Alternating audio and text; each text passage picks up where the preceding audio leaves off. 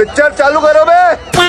भाइयों बहनों, मैं आज बहुत दुखी मन के साथ आपके बीच में आया। मन में बहुत आक्रोश लेकर के आया। इतिहास का ये काला दिन है, बड़ा भयंकर दिवस है।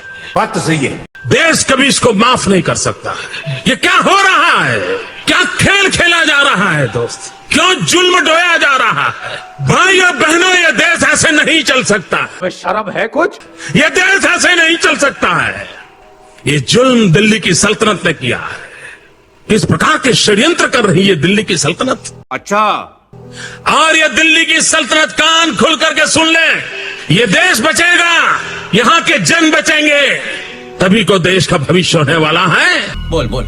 इस देश के जन जन को कुचल करके कोई कुछ नहीं पा सकता। भाइयों बहनों, मैं देश के नौजवानों से आह्वान करना चाहता हूं, ऐसे जुल्म को सहन मत कीजिए। बाप रे, ये तो धोती खोल रहा है।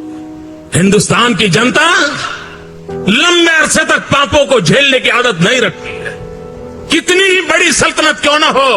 क्या? हिंदुस्तान की जनता अगर एक बार मन बना करके खड़ी हो जाए तो सल्तनत की कुछ नहीं चलनी है। क्या बात है सर। ये दिल्ली की सल्तनत के अंत का आरंभ हो चुका है। देश के नौजवान इस बात को लेकर के आगे बढ़े, ये समय की मांग है। और ये जुल्म के सामने जंग ही एक रास्ता है दोस्तों।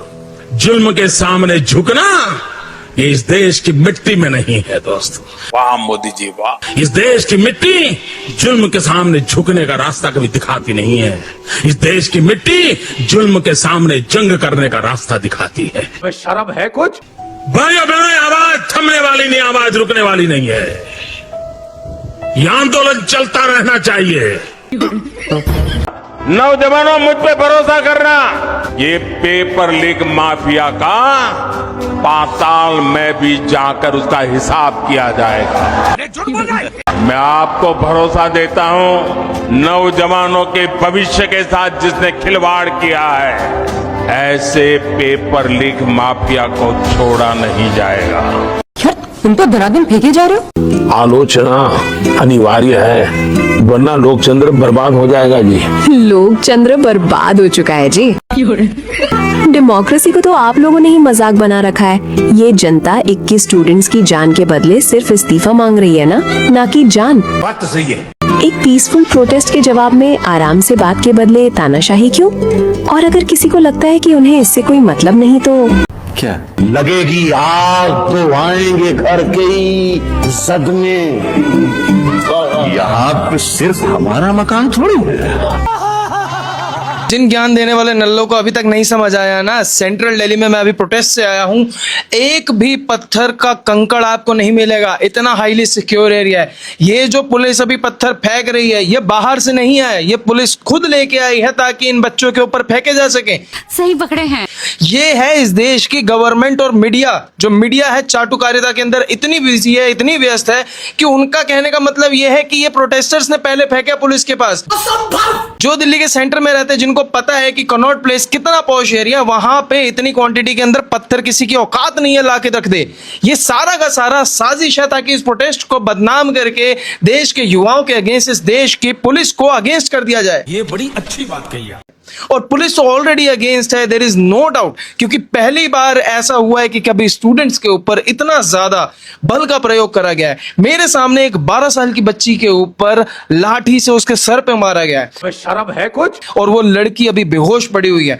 क्या ये पुलिस वाले उस चीज को दिखाएंगे? क्या ये देश की मीडिया उस चीज को दिखाएगी? नहीं, क्योंकि इन लोगों की औकात नहीं है उस चीज के ऊपर बात करने की। क्या बात है सर। प्रधानमंत्री को पता था, प्रधानमंत्री संसद में थे भी, लेकिन इन तस्वीरों पर बोलने की जगह वो राहुल गांधी की उम्र का मजाक उड़ाकर चले गए। क्या बात कर रहे हैं? वो सिर्फ 28 साल है। मैं किसी 56 साल के नौजवान की बात नहीं कर रहा हूं।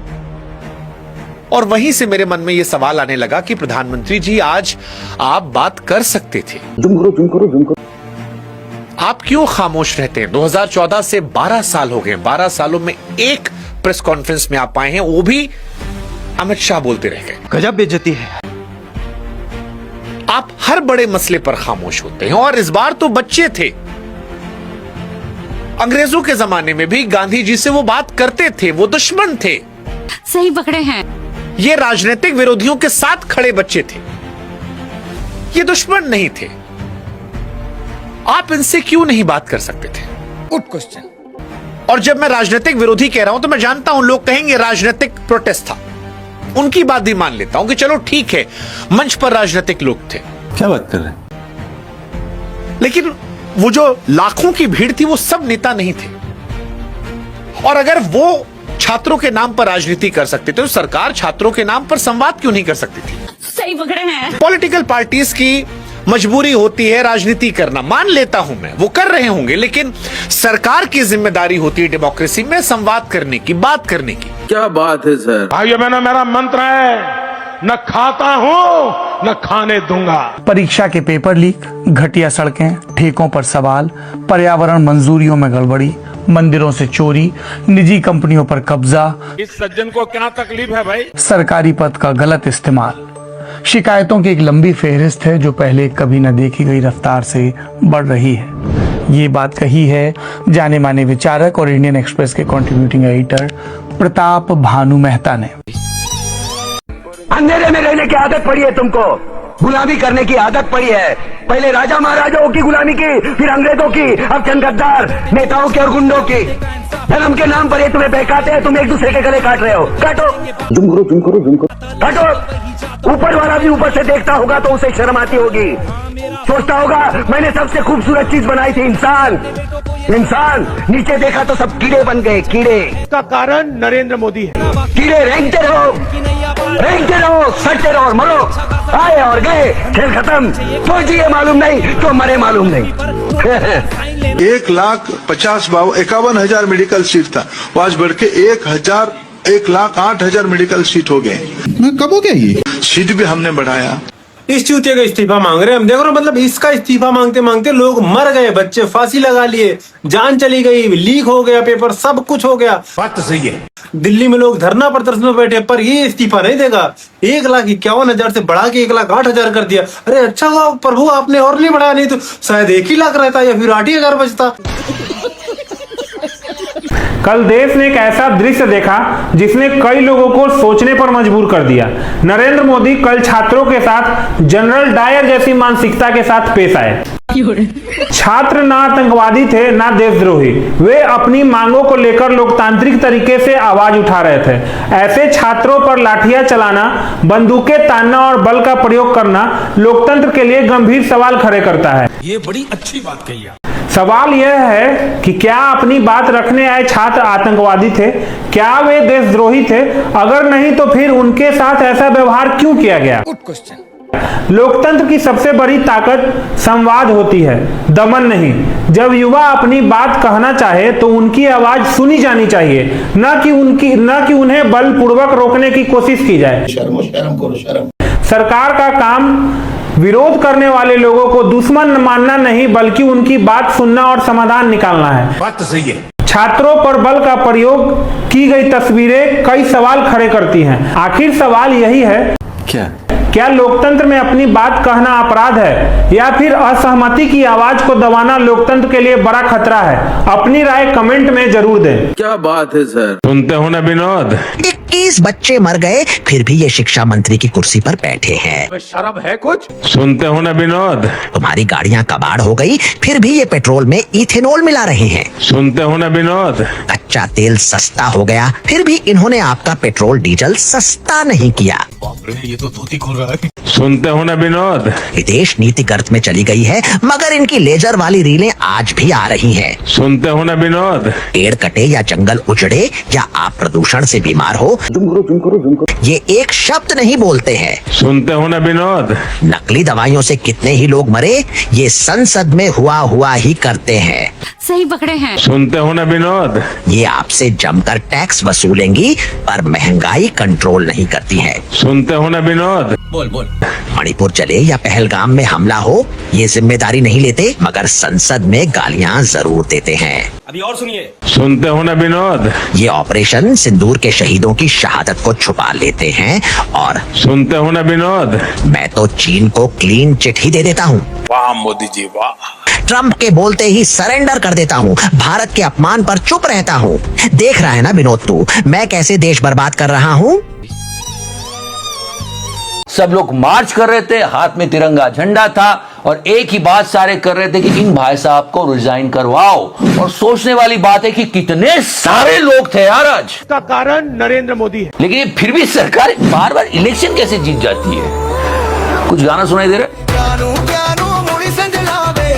Again food for the thought यार, कोई तो जादू है कि मोदी जी को फर्क ही नहीं पड़ता। सही पकड़े हैं। आज सुबह पार्लियामेंट में हंसते मुस्कुराते हुए जाते हैं, वो विपक्ष के नेता की एज पर कटाक्ष करते हैं वो इस तरह से। क्या बात कर रहे हैं? मैं किसी 56 साल के नौजवान की बात नहीं कर रहा। कॉन्फिडेंस देख रहे हो कितना है? क्या जादू है ये? खुद 75 के हो रहे हैं, अपनी पार्टी के कई नेताओं को रिटायर करवा चुके हैं 75 का बहाना देके। ये तो धोती खोल रहा है। ये प्रोटेस्ट बहुत जोरों शोरों से हो रहा था बाहर, फिर खबर आती कि मोदी जी सुरक्षित पार्लियामेंट से बाहर निकल गए।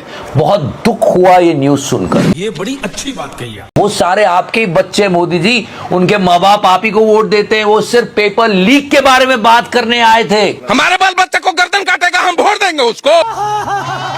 आगे बढ़ के बात कर लेते, ये नौबत ही नहीं होती, ये खबर नहीं बनती, हेडलाइन ही नहीं आती। आपके अपने लोग हैं वो, अपनों को इस तरह छोड़कर हर बार नहीं निकला जाता। इस सज्जन को क्या तकलीफ है भाई? हर बात करते हुए did you get my point? Parliament session चल रहा था तो लोग कह रहे हैं जो टीयर गैस फायर हो रही थी, जो गोले फायर किए जा रहे थे, उसकी आवाज संसद तक जा रही थी। क्या?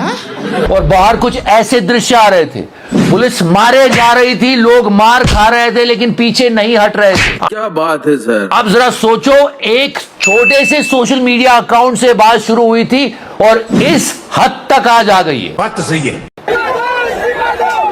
मैं जहां देख सकता हूं मुझे लोग ही लोग दिखते हैं, बाकी कुछ दिखता ही नहीं है। वो लोग जो वहां पहुंचे वो भाड़े पर लाई गई जनता नहीं है, वो स्टूडेंट्स हैं और मार खाने तक को तैयार है। तो सोचो कितना आक्रोश होगा सरकार के लिए। क्या बात कर रहे हैं? और मोदी जी को यह बात समझनी चाहिए थी फ्रॉम द डे वन। सबको समझ में आ गया कि पेपर लीक एक बहुत बड़ा माफिया है, एक इंडस्ट्री है जो हजारों करोड़ कमा रही है पेपर लीक करके। सही पकड़े हैं। एक बार पेपर लीक होता है समझ में आता है, 10 सालों में 70 बार हो जाता है यार, और अभी भी होते ही चले जा रहा है। शर्म है कुछ? बच्चे सुसाइड कर रहे हैं। कुछ गलत मांग नहीं थी, इनको रेजिग्नेशन देना चाहिए था, सरकार को मांगना भी चाहिए था, लेकिन उसको छोड़कर सब कुछ हुआ। क्या बात है सर? ये सब कुछ हुआ बस एक चीज की लड़ाई है ये। क्या? अकाउंटेबिलिटी, जवाबदेही। सरकार अकाउंटेबिलिटी ले कि यस हमसे गलत हुआ है, हम इसमें चेंज करेंगे, इसमें क्या गलत है। ये बड़ी अच्छी बात कही है। गलत जो आज हुआ है वो सब कुछ है। जब भी अकाउंटेबिलिटी की बात होती है तो वो सारी जिम्मेदारी 70 साल पे डाल देते हैं, लेकिन आज वही 70 साल सरकार के सामने खड़े हैं। ये तो धोती खोल रहा है। और सरकार को एक्सपोज कर रहे हैं, क्योंकि पिछले 70 सालों में ऐसा कभी नहीं हुआ जो आज हुआ है। इतना उग्र प्रदर्शन का कारण नरेंद्र मोदी है। जिन्होंने 52 साल तक तिरंगा नहीं उठाया वो हमको देशभक्ति का सर्टिफिकेट देंगे। फिरंगी के जमाने में मजे के दिन न काटे हों, शहीदों के जनाजे से जो मैदान न पाटे हों, और हमारी देशभक्ति की सनक हमसे वही मांगे जिनके बाप दादा अंग्रेजों के जूते न चाटे हों। माफी वीर कौन था? माफी वीर कौन था? अंग्रेजों से 60 रुपया कौन लेता था कि दुनिया जानती है, हमको बताने की जरूरत नहीं है। क्या बात है सर? क्या बात है सर? हमने देखा है जब हिंदू देवी देवताओं का अपमान होता है तो आप मौन रहते हैं।